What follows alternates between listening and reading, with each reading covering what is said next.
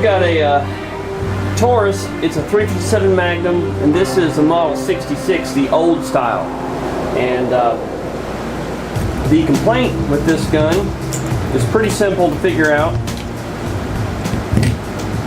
It comes apart pretty easy. So they got some pieces missing or broken, and we're gonna fix them.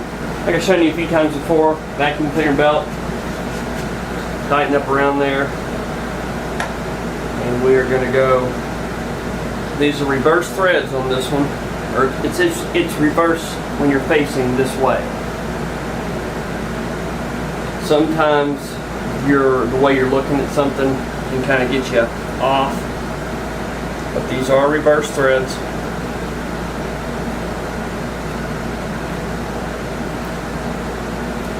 Notice I'm holding my hand over the top of it because that does have spring pressure on it.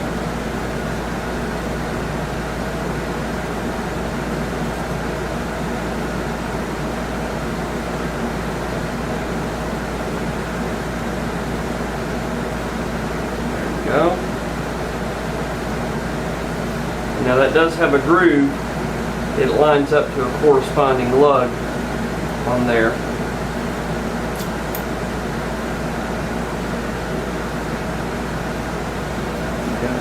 Three major pieces here.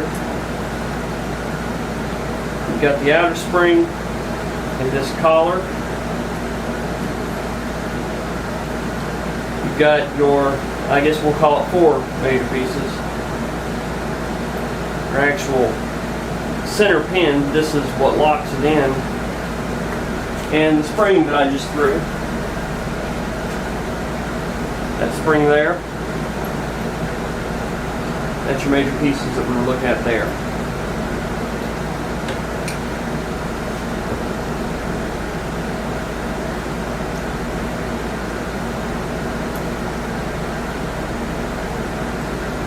There we go. Go ahead and get our grips off.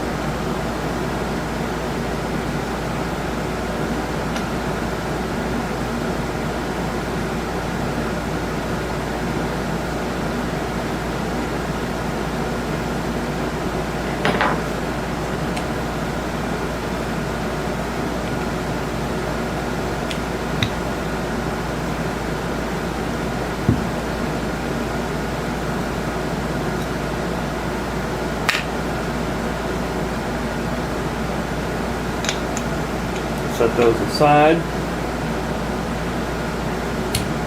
It's actually got 2 pins or dowels to line those up.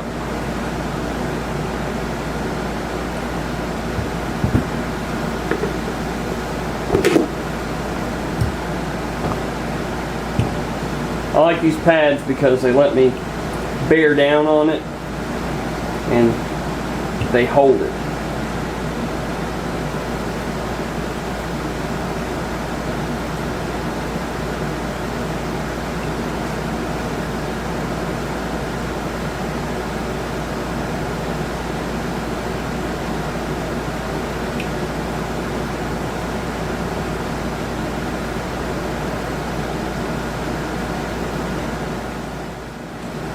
Hardware's pretty loose.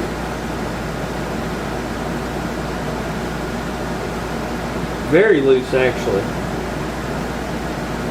Someone may have been in here. I'm not even going to change to a wider screwdriver. I bet this is loose too. Nope, that one's not loose. Maybe they haven't been in. Too wide.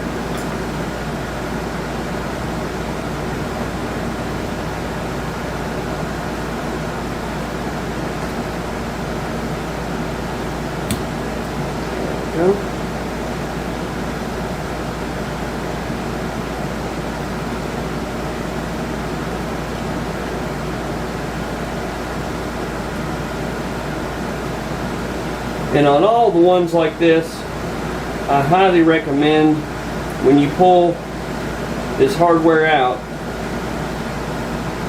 that you lay it in a way that you know where it came out of. At least until you inspect to see if there are any differences in the hardware. There you see I've got them arrayed out there. You can just grab you a pair of them and see, is there any differences in it? Looks like those are the same. That one's going to be the same. Okay. We're fine there. Actually, look though. I don't know if you can pick it up. This one here was the one that was in the front, and it is worn differently on the end of it. Now where that's worn has to do with holding that yoke in. So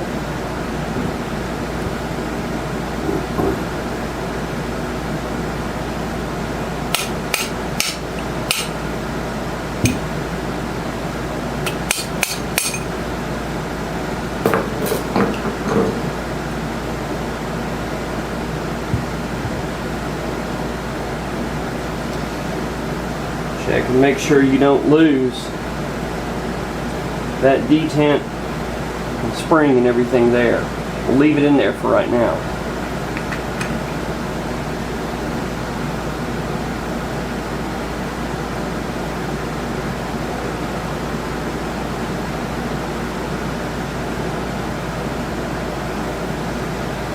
Now that we can see in there, I'll zoom in. We'll take this yoke,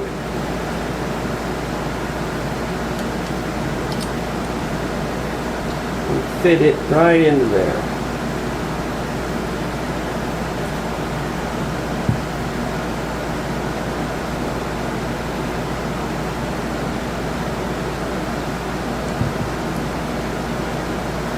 This is the screw that was going through our front there.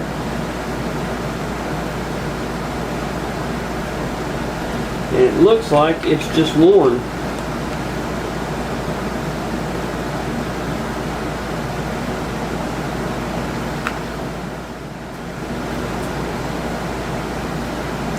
What I've done is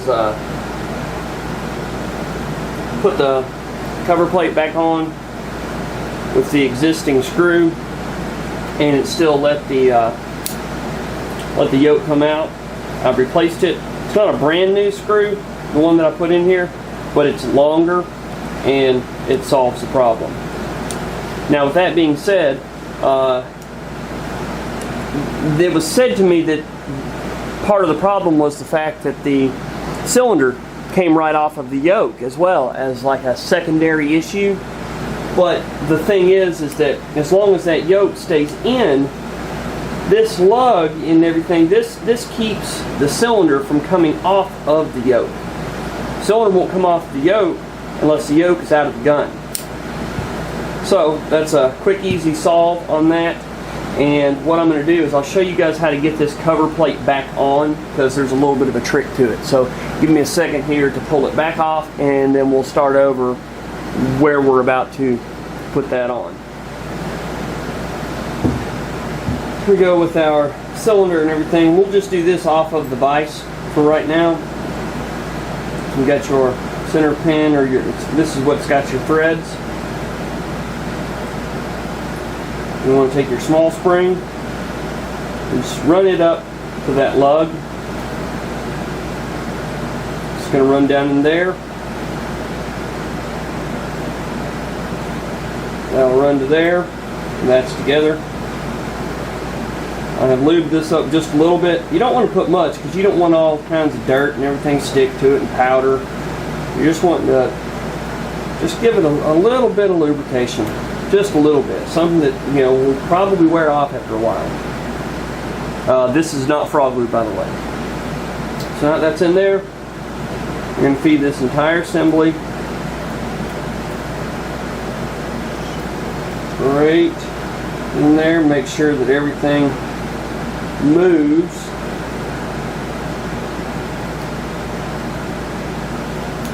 And then remembered that it's reverse threads. I was automatically turning it the wrong way.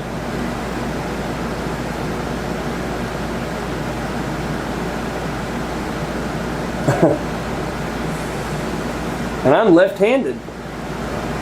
Alright, now that's up there tight. Good spring tension. I'm going to step over here and put it in the vise. Just reverse the way you did. Just make sure this is tight. And I'm going to do that off camera. Alright. Yeah, whenever I put that in the vise and I went to tighten it, the cylinder turned on a little over a full turn. So just goes to show you how strong these were not. Take your yoke. I did put a little bit of lubricant on it. Doesn't have to be much. Make sure it's actually not much. And it's not a grease or anything. It's actually Q20 blue is what it is.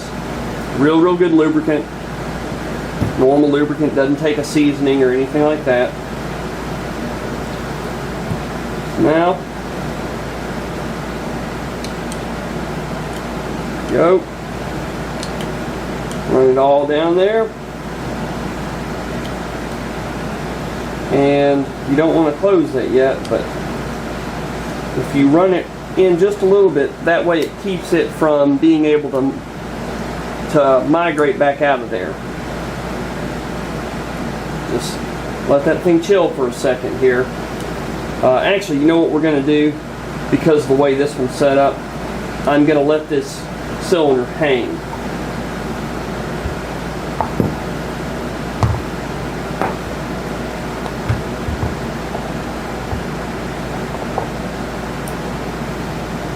Let that cylinder hang there just for a second. Now, the unique thing that we've got to do is, you see right here, that's a spring-loaded detent. What that follower does is pushes the hand forward into the back of the cylinder. So I'm going to brush a little bit of Q20 blue into here, and then we'll put it on.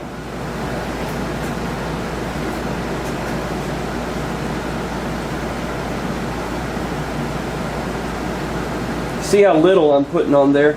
I'm having to kind of rub it to get it to go on there. Rub it. Kind of like a frog. Rub it. Rub it. Alright. Now what I like to use is an Allen wrench. Long enough or short enough to go inside of there. But this is too short. So what you've got to be able to do is get it into that hole and push this past the hand. So the first thing we'll do is get the base, the back of it, set in there. Now with that done, we can actually look down in here. I don't know how this is going to work. Let me see if I can readjust the camera so you all can see. Alright, now bear with me. You see down in there, you see the hand right there. Alright, now what we're going to do is get this Allen key right in there, and we're going to push that detent back. Maybe it didn't go far enough that time.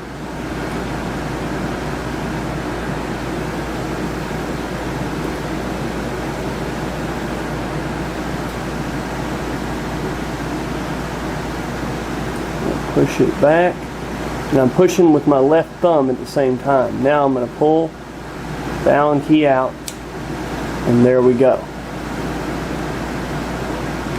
I should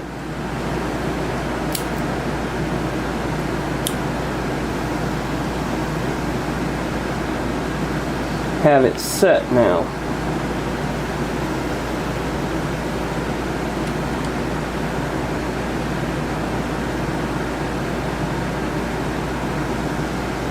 Just make sure.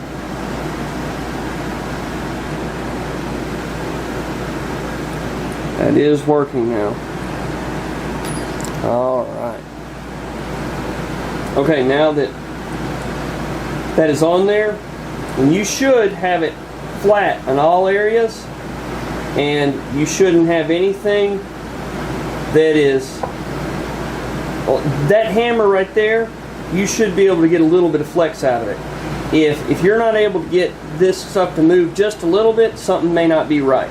But make sure that without having any screws in, that you can get these seams down. And make sure your yoke is all the way in.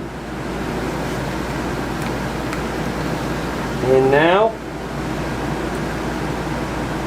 we're going to put our hardware in. And we're going to do this hardware with a touch of blue Loctite. Loctite!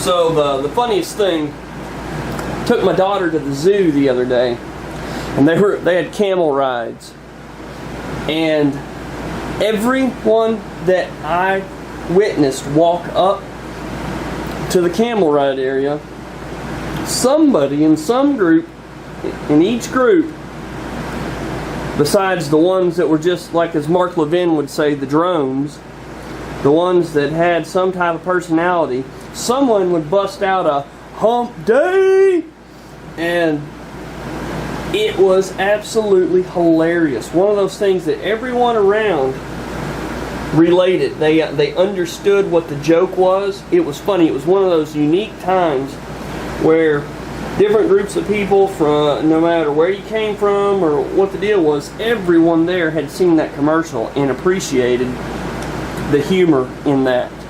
Now, I'm sure that it was all much to the chagrin of the poor guys that were giving the camel rides. Would you call that a camel handler? Camel handler. So what happens whenever the toes need work? Does that make you a camel toe handler? Ha! Camel toe handler. Oh man. That killed me. I guess I shouldn't quit my day job, huh? Or my night job.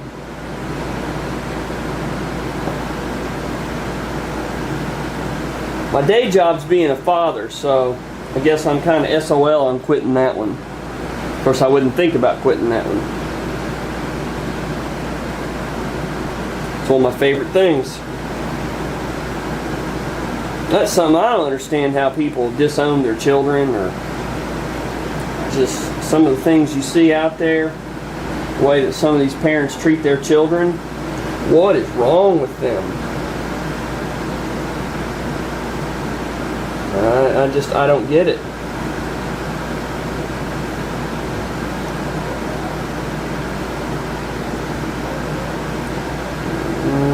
Now, all I'm doing is just snugging these in right now. And we'll go back here in just a second and actually get them tight.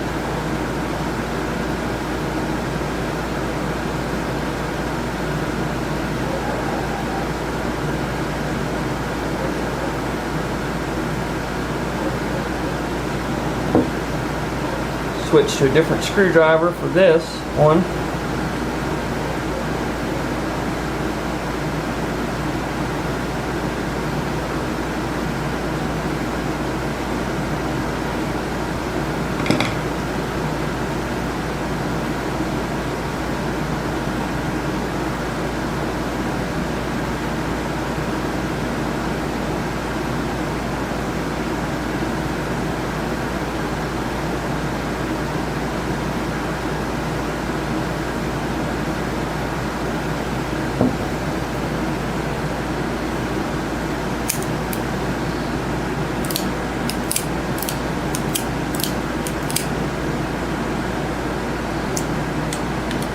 Look at that.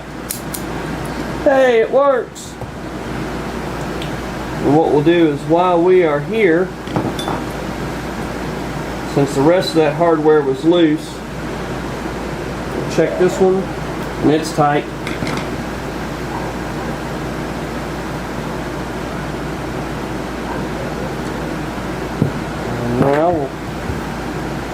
Put our grips back on.